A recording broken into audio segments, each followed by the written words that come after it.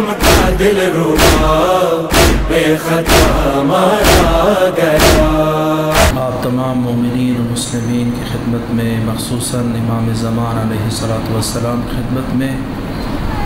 اس مصیبت عظمیٰ شہادت حضرت امام حسین علیہ الصلوۃ والسلام پر تسلیت اور تعزیت عرض کرتا ہوں، اور ہر روز کی احادیث میں جو آج کی حدیث انتخاب کی ہے میں نے، وہ بھی مقتل کی مشہور کتاب شیخ مفید کی کتاب ارشاد سے نقل کر رہا ہوں آپ کی خدمت میں، کہ جب 9ویں کا دن ہوا اور خط پہنچا عمر ابن سعد کے پاس عبید اللہ ابن زیاد ملعون کا، کہ تم جا کر حسین سے نصف شب تک باتیں کرتے ہو، تمہیں باتیں کرنے کے لیے نہیں بھیجا، یا حسین کا سر بھیجو یا فوج کی کمان شمر کے حوالے کر دو۔ تو اس وقت اجالتاً عمر ابن سعد نے حملہ کرنے کا اقدام کیا فوری طور پر شام کے وقت۔ تو اس وقت امام اپنے خیام کے اندر موجود تھے، انہوں نے اپنے برادر حضرت ابو الفضل العباس ابن امیر المؤمنین کو بھیجا اور کہا کہ ان سے جا کر مہلت طلب کرو۔ یہ روایت اس حصے کا تاریخ کا ٹکڑا ہے جو آپ خدمت میں پیش کر رہا ہوں۔ یقول لأخیہ العباس لیلۃ عاشوراء، امام شب عاشور کو اپنے قریب، شب عاشور کے قریب حضرت عباس کو کہتے ہیں ارجع الیہم، ان کے پاس جاؤ، فَإِنِ اسْتَطَعْتَ أَن تُؤَخِّرَهُمْ إِلَىٰ غُدْوَةٍ، اگر تو کر سکے تو جملات کے اندر مطالب، وقت بہت تھوڑا سا ہے، میں نے مطلب کو بیان کرنا ہوتا ہے، کچھ اپنے فہم کو استعمال لے کر آئے بڑے لاچاری کے۔ فَإِنِ اسْتَطَعْتَ أَن تُؤَخِّرَهُمْ إِلَىٰ غُدْوَةٍ، اگر تو اے عباس کر سکے تو اس جنگ کو کل تک کے لیے مؤخر کر۔ وَتَدْفَعُهُمْ عَنَّا الْعَشِيَّةَ، آج کی رات ان اشقیاء کو ہمارے قیام سے دور رکھ۔ حسین ایسے نرغے میں آیا ہے کہ یہ جملات بول رہے ہیں، اور پھر فرماتے ہیں کہ آج کی رات کیوں دور رکھ؟ نُصَلِّي لِرَبِّنَا اللَّيْلَ، ہمارا دل ہے کہ آج کی رات اپنے رب کے حضور میں نمازیں پڑھوں، وَنَدْعُوهُ، اور اللہ کے حضور میں دعا کروں، وَنَسْتَغْفِرُهُ، اللہ کے حضور میں مغفرت طلب کروں، فَهُوَ يَعْلَمُ، وہ خدا جانتا ہے، انی احب الصلاۃ، کہ میں نماز کے ساتھ بڑا پیار کرتا ہوں، وَتَلَاوَةَ کتابہ، اور اللہ کی کتاب کی تلاوت کے ساتھ میرا بڑا انس ہے، وَكَثْرَةِ الدُّعَاء وَالْاِسْتِغْفَارِ، اور کثرت دعا اور استغفار کو میں بہت پسند کرتا ہوں۔ روایت کے الفاظ ہیں، شیخ مفید بھی نقل کرتے ہیں، دوسرے بھی سارے روات نقل کرتے ہیں جو مہم ترین ہیں، کہ جن کی وثاقت کے اوپر کوئی دو رائے نہیں ہے، کہ یہ جو رات ہے شب عاشور، خیام حسینی سے ایسے بھن بھنانے کی آواز آ رہی تھی جیسے شہد کی مکھیوں کے چھتے سے بھن بھنانے کی، دویہم کدوی النحل، ایسے ان کی یا بین الرقائم و راکع و ساجد، یا کوئی قیام کی حالت میں تھا، یا کوئی رکوع کی حالت میں تھا، یا کوئی سجود کی حالت میں تھا۔ کہتے اتنے میں کوئی نصف شب کے وقت امام اپنے خیام سے نکلے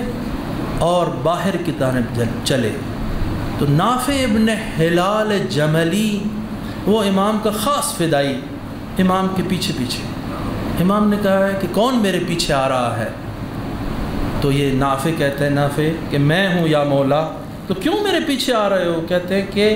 اس طاغی اور سرکش کے اوپر مجھے کوئی اعتماد نہیں ہے، اگرچہ کہ اس نے ایک رات کی مہلت دی ہے لیکن کچھ بھی یہ کر سکتا ہے، اس لیے میں آپ کی محافظت میں آپ کے ساتھ ساتھ ہوں۔ امام فرماتے ہیں کہ میں جا کر یہ سارا میدان دیکھ رہا ہوں کہ کہیں پیچھے سے حملہ نہ کر دیں۔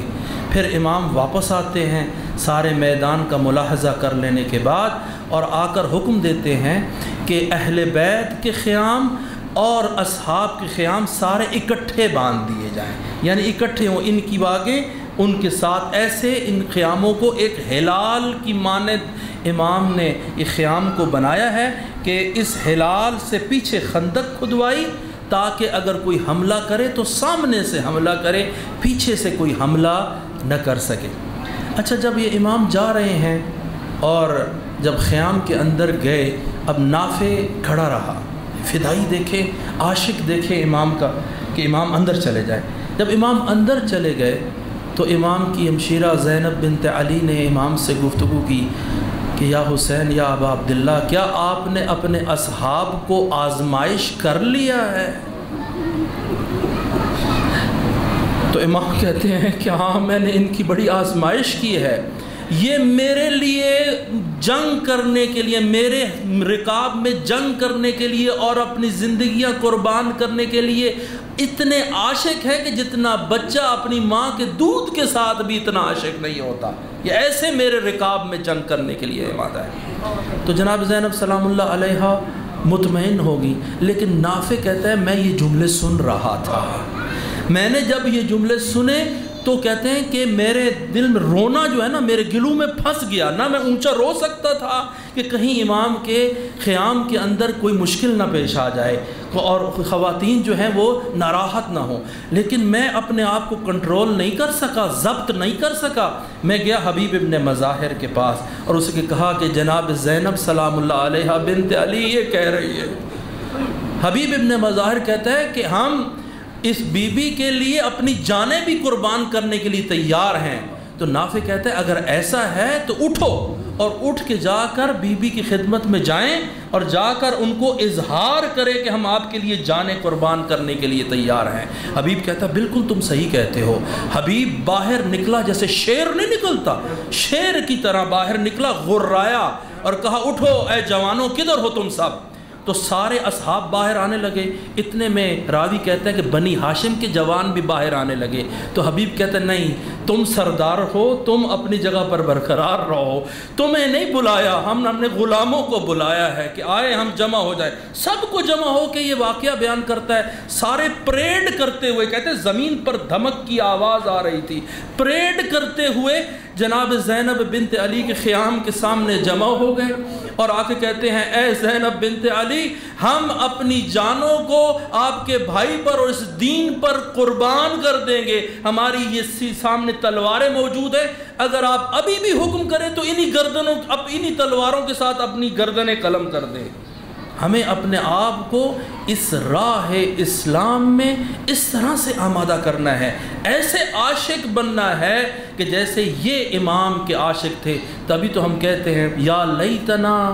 کنا معکم فنفوز معکم فوزا عظیما، کاش ہم بھی اس موقع پہ ہوتے تو ہم بھی اے امام آپ کے رقاب میں لڑتے اور آپ کی اپنی زندگیوں کو آپ کی راہ پر قربان کر دیتے۔ والسلام علیکم ورحمۃ اللہ وبرکاتہ۔